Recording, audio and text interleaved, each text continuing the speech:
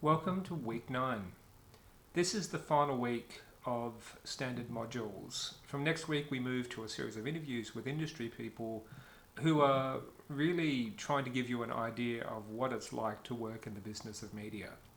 That's actually one of the most interesting and useful parts of the whole unit, but sadly, it's also one of the parts that tends to get neglected as people focus on assignments.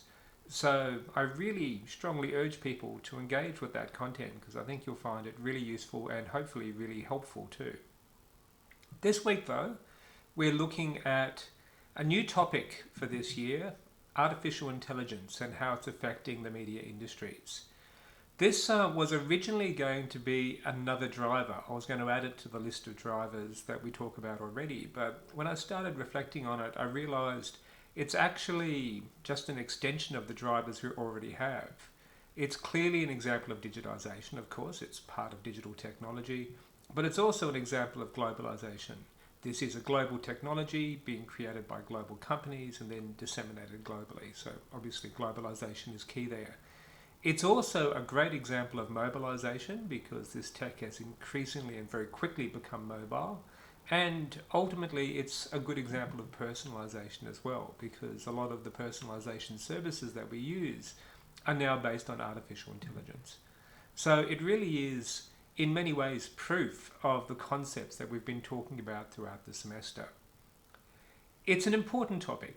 It's one that's obviously been in the news quite a lot recently, and it's one that is having a huge impact on all the media industries.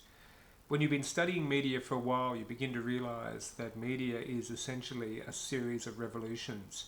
But this one hits a bit different, I think. We've seen revolutions in technology before, but we haven't seen one that reaches so far and impacts so many different industries simultaneously.